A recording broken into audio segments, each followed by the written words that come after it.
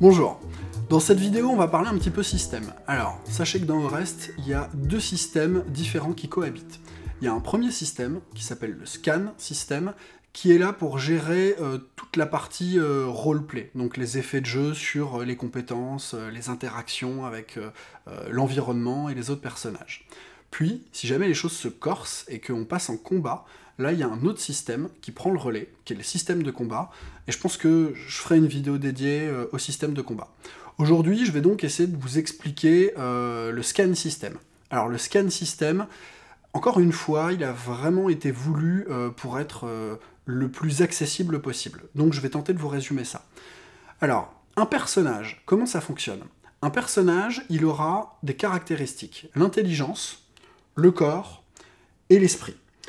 On va partir du principe que toutes les compétences que vous aurez à solliciter dépendent finalement d'une manière ou d'une autre de ces caractéristiques. Par exemple, hacker un système de sécurité, piloter un vaisseau, ou être charmeur, dragueur, avoir de l'empathie, voilà. Savoir-faire, savoir-être, ce sont des compétences.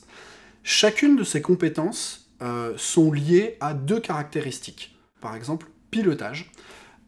Pilotage, ça va être lié autant à la caractéristique intelligence que corps. Parce que quand je pilote, il faut que je puisse analyser, décrypter mon environnement, prendre des décisions, intelligence, et puis il faut que je coordonne aussi mes mouvements, que pourquoi pas j'ai des réflexes, donc corps. Voilà, pour faire très très simple, sachez que toutes les compétences du jeu sont rattachées à deux des trois caractéristiques de votre personnage. Ensuite, pour rentrer un tout petit peu dans le détail, ce que j'ai voulu vraiment simplifier, c'est la partie masterisation. Parce qu'en fait, être joueur, on se laisse porter par le MJ, qui, quand c'est un bon MJ, est capable de d'effacer les règles et de les rendre invisibles, parce qu'il explique tout.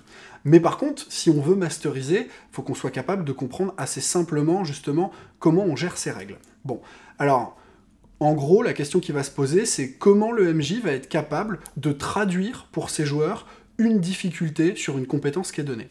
Et bien en fait, il y a un outil qui a été mis à sa disposition, qui est assez simple, c'est 3 tableaux. Alors, les deux premiers tableaux, c'est 2 tableaux qui sont évalués de 0 à 5.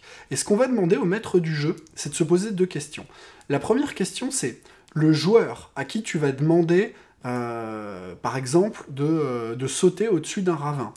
Le personnage qu'il incarne, est-ce qu'il est plutôt qualifié pour faire ça ou pas? C'est-à-dire, est-ce qu'il a un profil plutôt sportif ou non, franchement, l'athlétisme, c'est pas son truc. Il va mettre une note de 0 à 5. Okay, le deuxième tableau, là, on va se poser la question de l'environnement. Donc, prenons un autre exemple. Il faut hacker un terminal de sécurité. Alors, si pour hacker ce terminal de sécurité, on peut le faire dans son appart, on a 3 semaines pour le faire, et puis on a la doc en consultation, on va dire que c'est plutôt très facile, les circonstances sont favorables. Par contre, si pour hacker ce terminal de sécurité, on a 3 minutes pour le faire, on a un flingue braqué sur la tempe, et on a beaucoup de pression, parce que si on échoue, le groupe meurt parce qu'il y a une bombe qui explose, énormément de stress, la conjoncture n'est pas du tout favorable, là, on va mettre une note qui est très élevée, justement pour arriver à traduire cet environnement qui est stressant. Ces 2 tableaux, de 1 à 5, ils nous donnent une note. Voilà, bah cette note, ça va être le degré de difficulté qu'il faut dépasser. Le 3e tableau, il va se concentrer à évaluer la difficulté objective de l'action. Donc la seule question que le maître du jeu a à se poser, c'est « mais en fait, techniquement parlant, ce qu'on demande aux joueurs là, c'est dur ou pas il faut courir ?» Bah, courir, c'est pas hyper dur, tout le monde peut le faire. Donc, il mettra une difficulté faible. Par contre, si il faut courir, sauter par-dessus un train, puis après sauter d'une falaise avec un parachute, non, là, en fait, c'est compliqué. Voilà. Donc, en suivant pas à pas ces tableaux, eh ben, vous aurez tous les outils en main pour être capable de dire à votre joueur, in fine, voilà, la difficulté à dépasser, c'est telle valeur, et il faut la dépasser tant de fois. Alors, peut-être que même expliquer comme ça peut paraître un peu compliqué, mais l'idée, c'est que c'est expliqué de manière très simple et très didactique dans le jeu de rôle. Voilà pour ce qu'on appelle le scan system. Et j'ai pas souhaité alourdir les règles sur tout ce qui est assujetti au roleplay.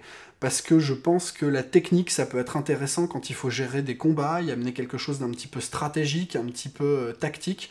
mais j'ai voulu un système très léger parce que, en fait, ce que je veux mettre en avant, c'est l'interprétation que vont avoir les joueurs, la manière dont ils vont délier une situation, et finalement ce système-là, il est là juste pour traduire une valeur objective. C'est à un moment donné, le MJ, il a besoin de savoir si ça réussit ou pas, et voilà, c'est ça que permet le système.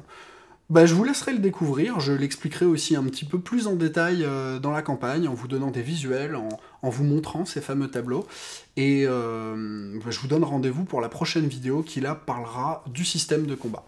Merci et à très vite.